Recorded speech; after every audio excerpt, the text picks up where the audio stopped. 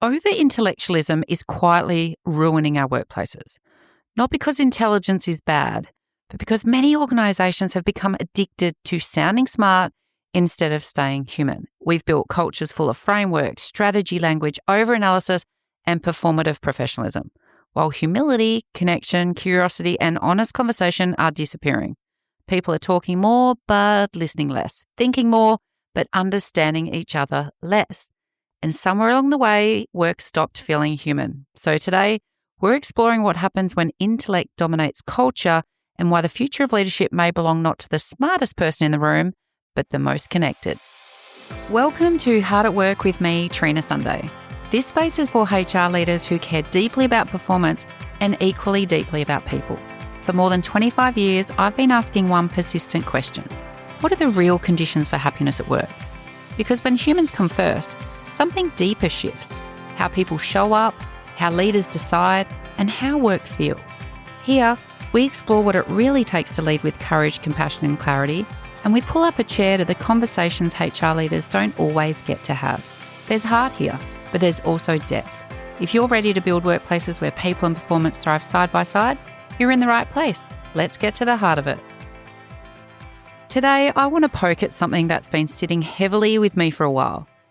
I think over-intellectualism is quietly ruining our workplaces. Yep, I said it. And before anyone starts clutching their MBA textbooks or updating their thought leadership posts, hear me out. This is not an attack on intelligence. I love smart people.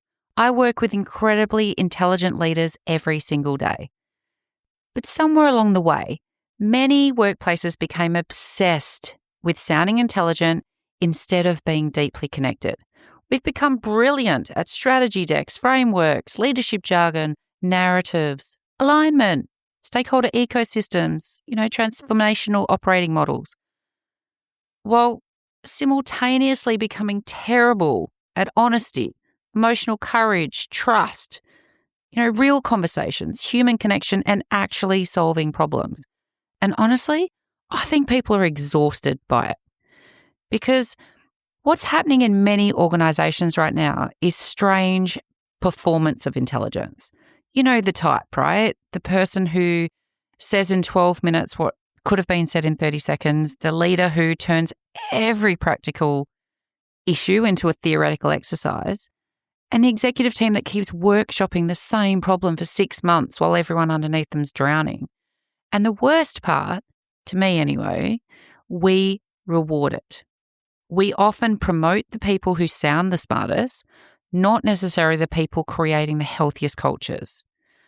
Now, I can give you an example of something I saw on LinkedIn recently, and someone was talking about a team culture issue. People were disconnected, morale was low, trust was low, people felt unseen. Underneath that post, hundreds of comments, hundreds. I was tuning in, I was there for the comments, but it was all frameworks and models and theories and leadership language, org diagrams, psychological concepts, book recommendations, podcast recommendations, hopefully this one, methodologies. And I remember reading it and thinking, not one person has asked so far, when was the last time these people felt genuinely cared about? Not one. We've become so conditioned to intellectualize human problems that we forget that people are human first. Sometimes a team does not need another diagnostic tool. I know I'm accredited in them. I know that my consulting business makes money through them if we choose to use them. But sometimes people just need a leader who listens, clarity, safety, consistency, accountability, a hard conversation, kindness, someone brave enough to tell them the truth. And this shows up everywhere now, or it should, in HR, in leadership, in consulting, even on LinkedIn itself. Let's be honest, LinkedIn has become a fascinating theatre of performative intelligence. Everyone is unpacking, reframing, deconstructing, holding space, leveraging insights. Meanwhile, half the workforce is sitting there thinking, can someone just tell me what's going on? And look, language matters. Thinking matters. Strategy matters. But connection matters more because humans do not thrive inside complexity for complexity's sake. They thrive in environments where Expectations are clear, relationships are strong, trust is high, contribution matters, people feel seen, and leaders behave consistently. Consistency earns trust. That's what creates healthier workplaces, not another bloody maturity model. And I think this is where organisations are getting themselves into trouble. They are overdeveloping the intellectual side of work while underdeveloping the relational side. We've built the workplaces where people are taught how to present, how to influence, how to speak strategically, how to sound credible, but not how to connect, regulate themselves emotionally, repair trust, navigate conflict, build safe relationships, and genuinely lead humans. Real humans, not our AI agents, but real humans. And then we wonder why workplaces feel disconnected. One of the biggest lies in modern work is that intelligence automatically creates effectiveness. It does not.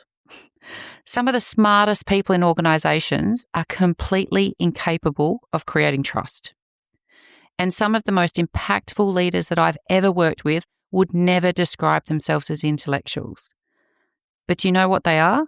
They are people that listen deeply. They make decisions, they create clarity, they stay grounded, they own their mistakes, and they make people feel safe enough to contribute. That's leadership. And I think part of the issue is that we've accidentally built cultures that reward defensive behaviours dressed up as professionalism. The over-analysis, perfectionism, risk avoidance, over-consultation, the political language, it's all just emotional detachment at the end of the day. And entire organisations now operate from fear while pretending that they're operating from strategy. And that's why the meetings feel heavy, the decisions take forever, and people feel emotionally exhausted. Because over-intellectualism often becomes a protection mechanism in the fear space. If we analyse long enough, we don't have to feel uncomfortable. If we keep discussing it, we don't have to decide. And if we use sophisticated language, we can avoid vulnerability.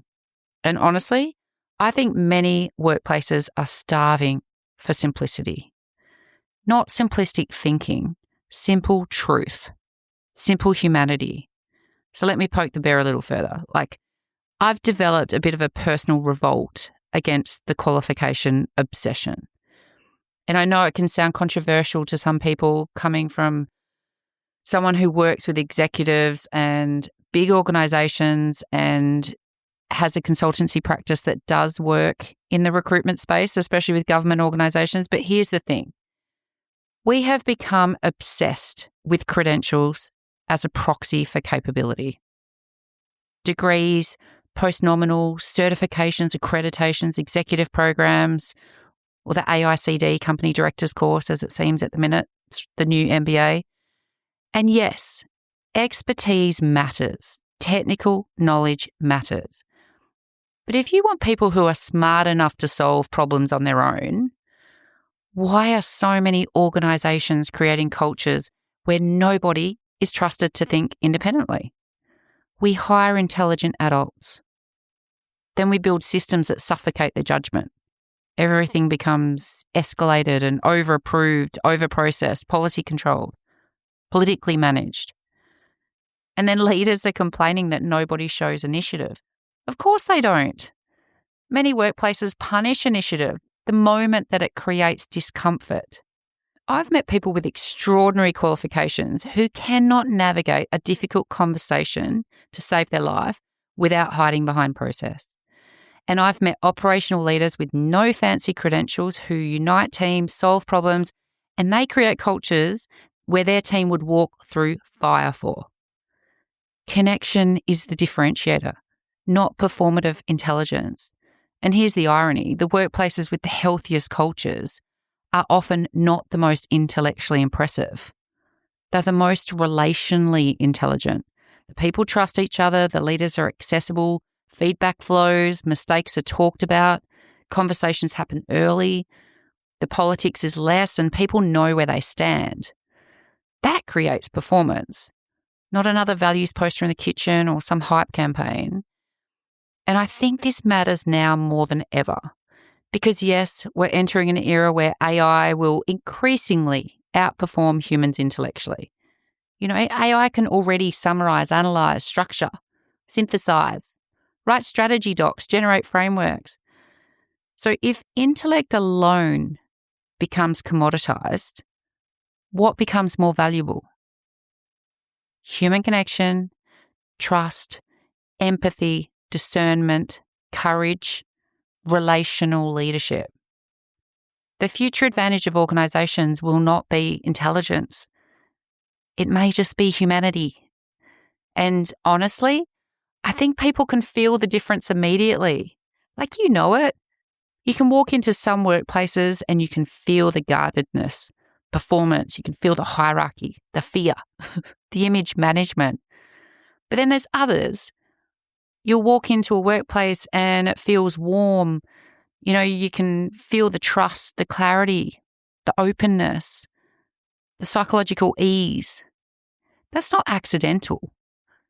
Culture is created through repeated human behaviour, not corporate language. And maybe that's the question I want to leave you with today.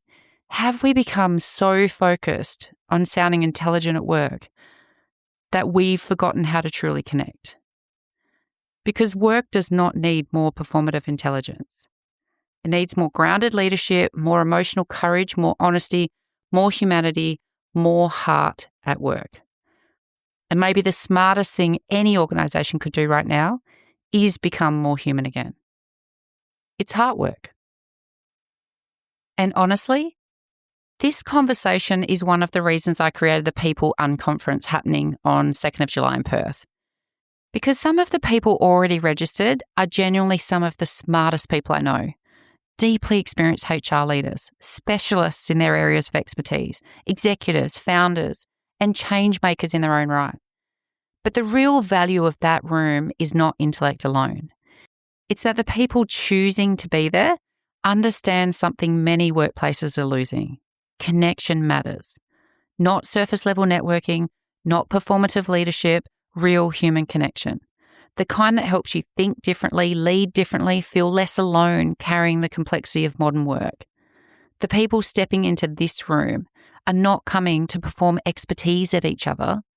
They're coming because they know HR careers are not built in isolation, that HR teams cannot keep carrying increasingly complex workplaces without spaces to reconnect, challenge old thinking, and resource ourselves differently. And honestly, many of the old workplace problems we keep talking about are not going to be solved with more jargon, more theory, or another polished framework. They'll be solved by better conversations, braver thinking, stronger relationships, and people willing to challenge how work has always been done in our people space. That's what this room is about. With only 2 weeks to go, there is still time to join us. So if this episode resonated with you, don't just listen to the conversation. Come and be in it. Head to trinasunday.com and follow the links at the top of the page to register for the People Unconference. I'd love to see you in the room. Thanks for spending time with me. If this conversation challenged you, clarified something, or simply reminded you that you're not the only one holding the tension between people and performance, then it's done exactly what it was meant to. This work isn't easy, but it is necessary. HR has a new future, and it leads with heart.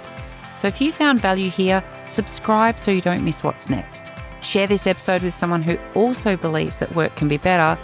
And if you want to go deeper, you can explore the Heart Work model, the programs, and the growing community of HR leaders at trinasunday.com. Because when HR leads with clarity, courage, and compassion, it doesn't just change workplaces, it changes lives. Until next time, keep asking better questions, keep backing your voice, and keep putting humanity at the center of performance. Let's keep heart at work.